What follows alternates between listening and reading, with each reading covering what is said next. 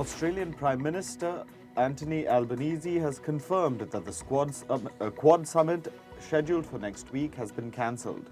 This comes after US President Joe Biden pulled out of his planned visit to Australia. Biden cancelled his trip due to the crisis over the US debt ceiling. Now, Quad nations are likely to have a sideline meeting at the G7 summit. The G7 summit will take place in Japan's Hiroshima this weekend.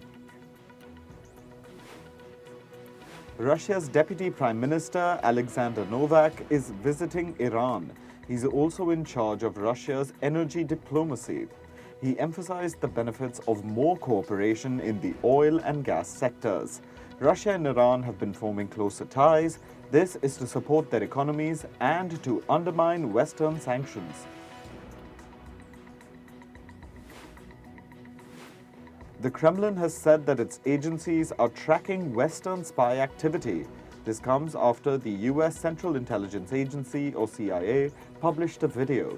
The video highlighted that the agency wanted to hear from military officers and diplomats about Russia's economy and its leadership. Some Russians have reacted skeptically to the video.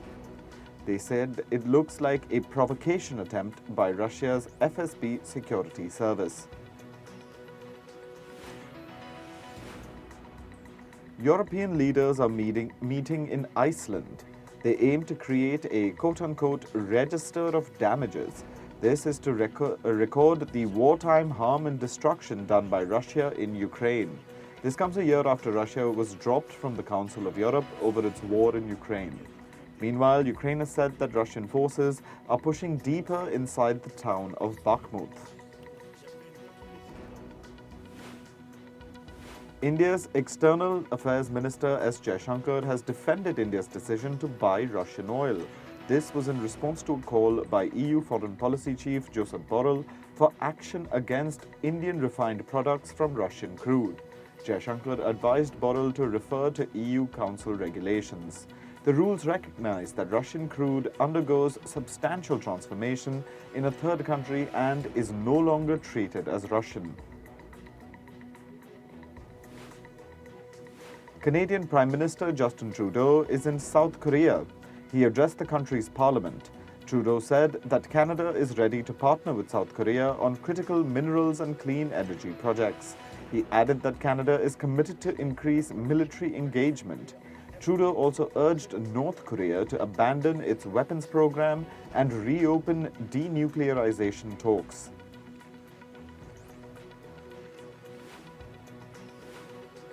In North Korea, Kim Jong-un inspected a military satellite station.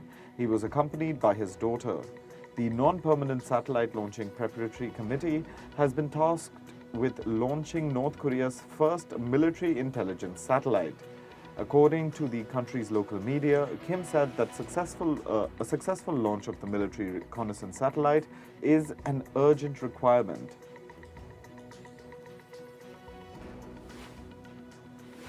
Former UK Prime Minister Liz Truss is in Taiwan. She delivered a keynote speech in Taipei. She said that free nations must commit themselves to a free Taiwan. She called for a quote-unquote economic NATO to tackle Beijing's growing authoritarianism. Truss said she had come to show support for Taiwan. She added that Taiwan is on the front line of the global battle for freedom. In Pakistan, former Prime Minister Imran Khan has been granted bail in more corruption and terrorism cases. Khan continues to allege that the country's military plans to arrest him again. His lawyers allege that several quote-unquote secret cases have been filed against Khan. Meanwhile, Pakistan's National Accountability Bureau has summoned Khan in the Al Qadir Trust case on Thursday. In Brazil, former President Jair Bolsonaro has rejected accusations of tampering with his COVID-19 vaccination records. Bolsonaro's testimony continued for 3 hours. He said that he was unaware of false information being included on his vaccination card.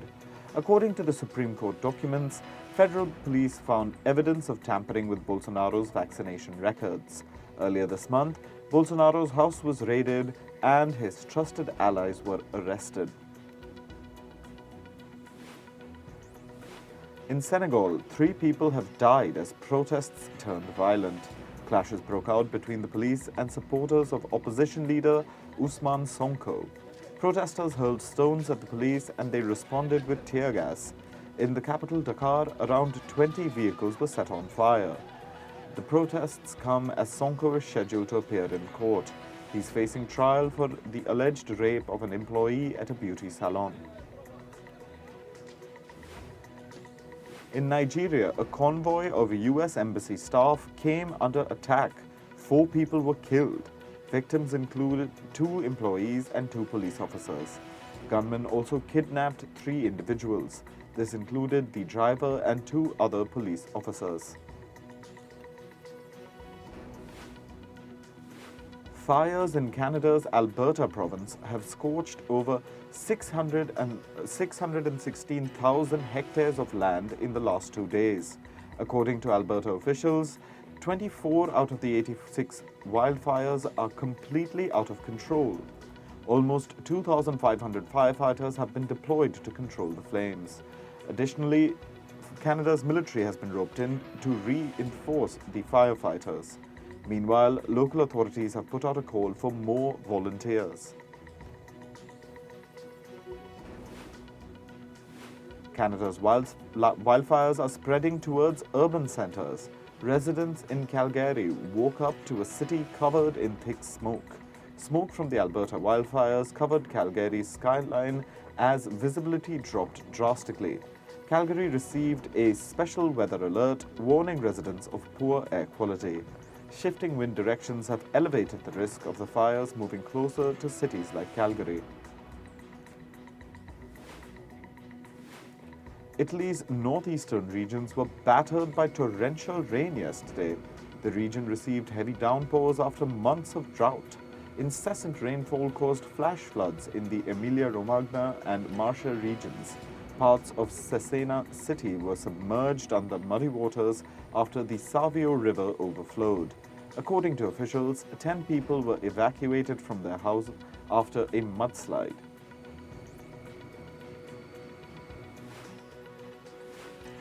Protesters marched in Japan's capital, Tokyo, yesterday.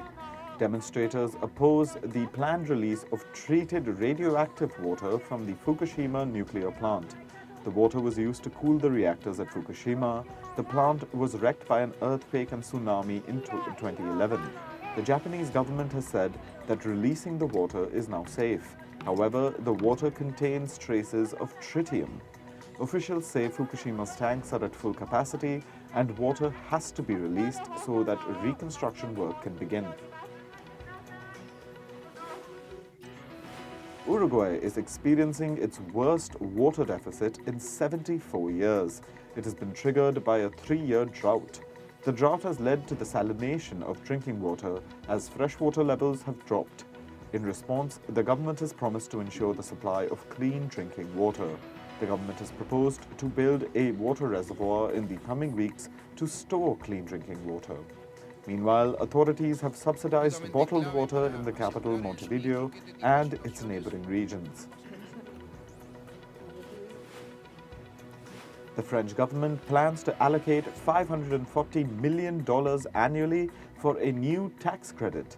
The tax credit will be for environmental-friendly investments that are made in the green energy and industrial sectors. Tax deductions will cover the capital expenditures of companies on 25 to 40% of their investments in wind and solar projects.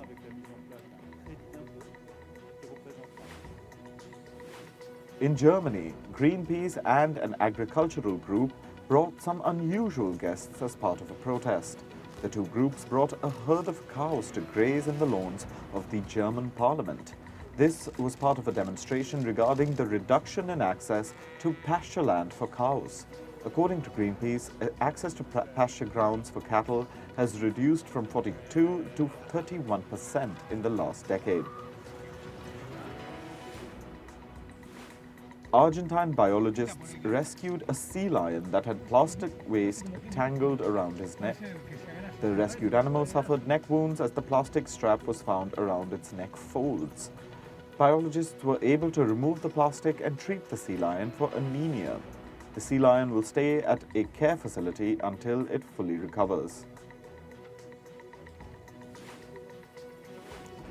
OpenAI CEO Sam Altman has delivered a historic testimony at the US Congress on the future of artificial intelligence. He said that AI poses potential risks to humanity. He also called the use of AI to interfere with election integrity a significant area of concern. Altman said that AI should be regulated either by the US government or a global agency. He called for new restrictions on big tech companies. Remember, OpenAI is the company that developed ChatGPT. US senators grilled the former chief executive of Silicon Valley Bank, Greg Becker, for the first time. Becker said he was unaware that the US lender was in trouble when he had sold his stocks. He painted a picture of an unprecedented and unforeseeable crisis. He reiterated that the trouble unfolded at lightning speed despite the bank's risk management measures. Silicon Valley Bank had shut down on March 10th. This was after depositors withdrew $42 billion in 24 hours.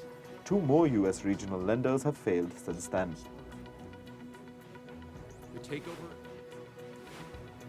The former chief executive of First Republic Bank, Michael Roffler, has spoken on the bank's collapse.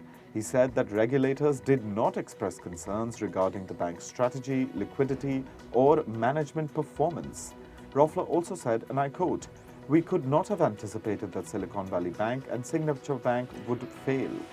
First Republic Bank shut down on May 1st. Its assets were sold to JP Morgan Chase.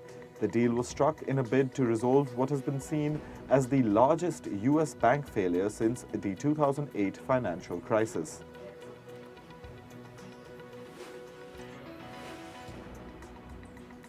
Lender UBS expects a financial hit of about $17 billion. This is from the takeover of Credit Suisse.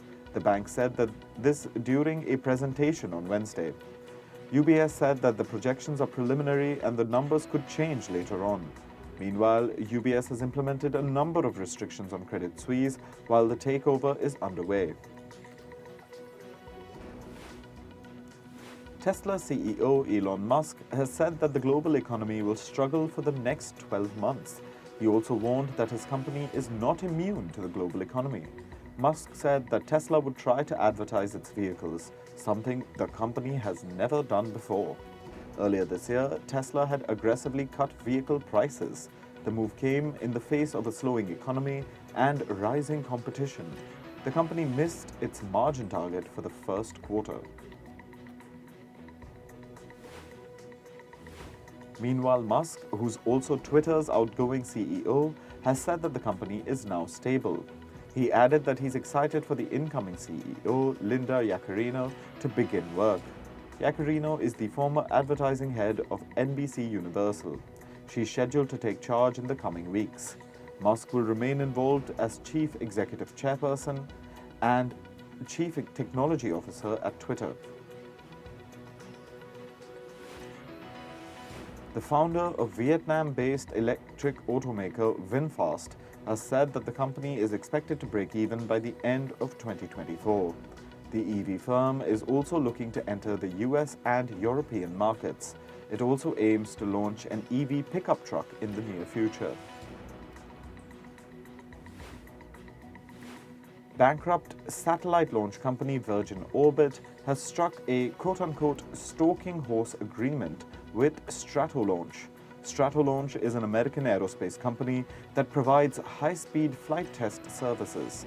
Through this deal, Virgin Orbit will sell its aircraft assets for $17 million in cash. This includes the Cosmic Girl carrier aircraft. A stalking horse bid is a starting bid or a minimally accepted offer.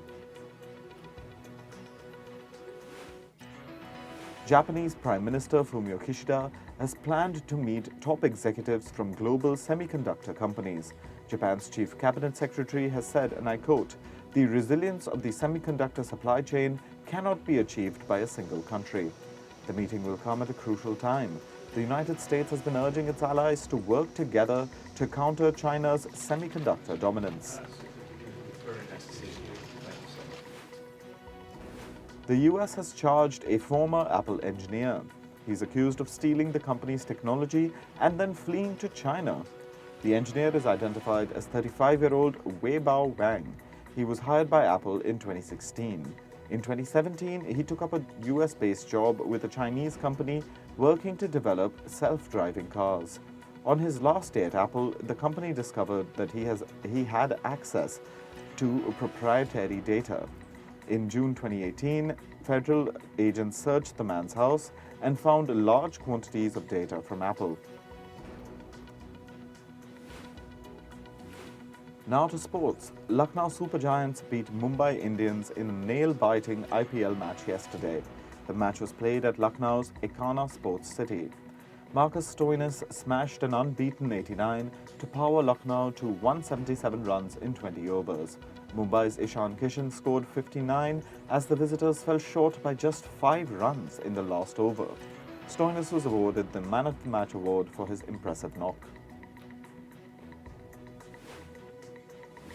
The International Cricket Council has scrapped the soft signal rule from the upcoming World Test Championship final. The soft signal is when on-field umpires refer catches to the third umpire while giving a signal suggesting their own decision.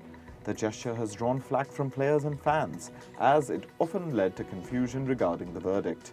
The soft signal was abolished from the IPL 2 years ago and is expected to become obsolete from other formats as well. In football, Inter Milan beat AC Milan 1-0 in the second leg of the UEFA Champions League semi-final.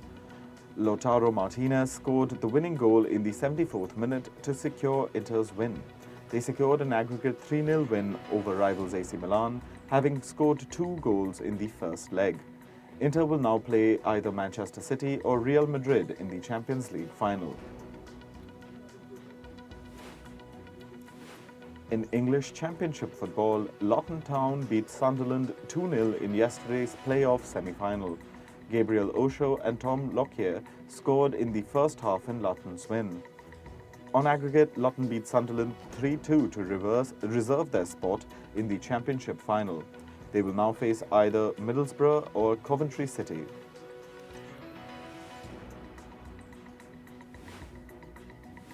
Cristiano Ronaldo's hopes of clinching the Saudi Pro League were renewed after yesterday's match. Led by Ronaldo, Al Nassr beat Al Tay 2-0 as Ronaldo scored from a penalty in the second half. Al Nassr jumped to second spot in the Saudi League with 3 games left this season. Ronaldo's side trail league leaders Al Ittihad by 3 points.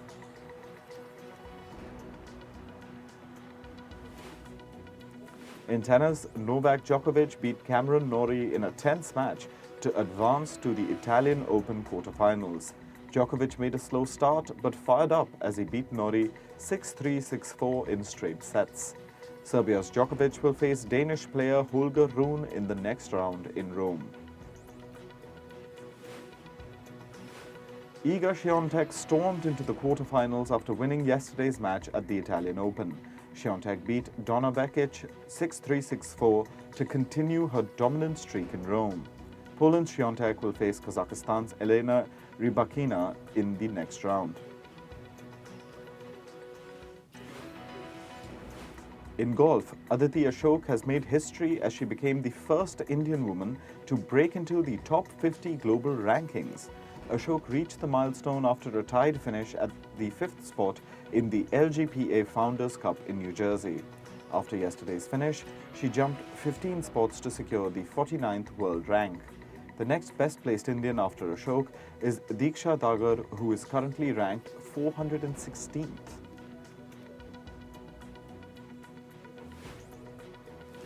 In basketball, Denver Nuggets beat Los Angeles Lakers in Game 1 of the Western Conference Finals. Hosts Nuggets beat Lakers 132-126 in a late charge. Denver center Nikola Jokic hit a triple-double with 34 points, 14 assists and 21 rebounds. Meanwhile, Laker Anthony Davis was the game's highest scorer with 40 points.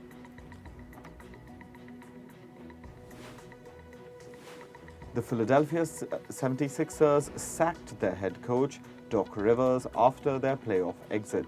The sacking came after the 76ers, led by Rivers, suffered their third straight exit in the Eastern Conference Finals.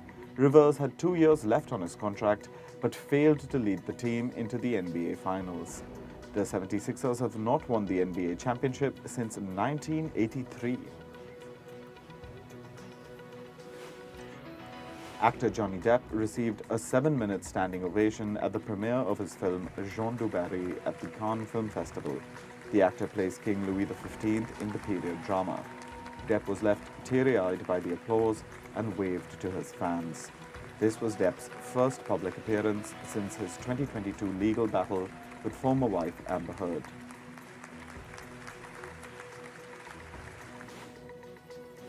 Actor Tom Hanks has spoken about the potential of AI. Hanks is of the opinion that with AI, death would no longer be the end of an actor's career. He added that anybody can now recreate themselves at any age. The 66-year-old actor also spoke about the artistic and legal challenges posed by the potential misuse of AI technology.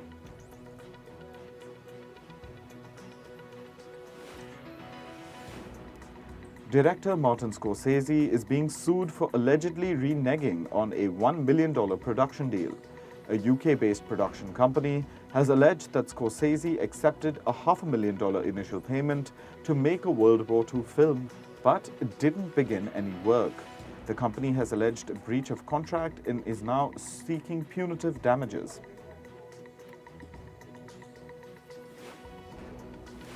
BTS member Jungkook has beaten footballer Messi for the most used hashtag for an individual on YouTube. The K-pop singer has over 2.9 million videos dedicated to him on YouTube, beating Messi's 2.8 million. Jungkook's fellow BTS band member Jimin follows closely at third place with 2.7 million videos.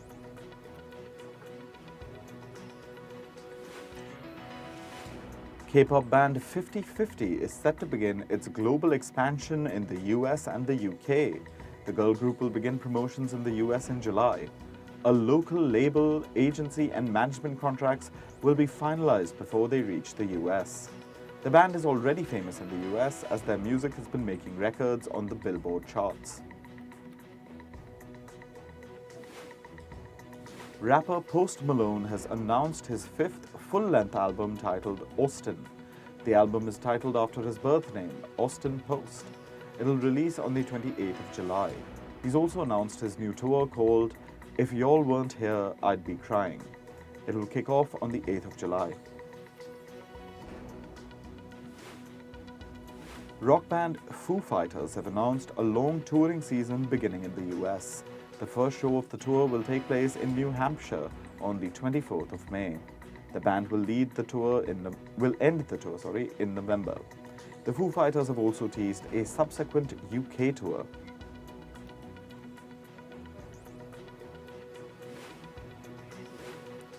Marvel Studios has set the release date of Season 2 of the series Loki.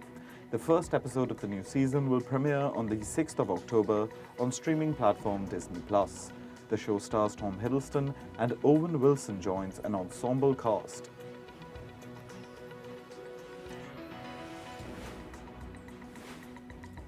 The release date for Season 3 of the drama series Only Murders in the Building has been announced. The new season will premiere on the 8th of August. The show stars Selena Gomez, Martin Short and Steve Martin as self-confessed true crime lovers.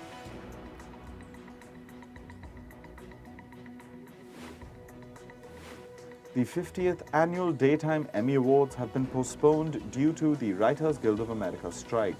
The awards were scheduled to take place on the 16th of June in Los Angeles. A new date for the ceremony has not yet been decided. Earlier, other award shows to be affected by the WGA strike were the Peabody Awards and the Tony Awards.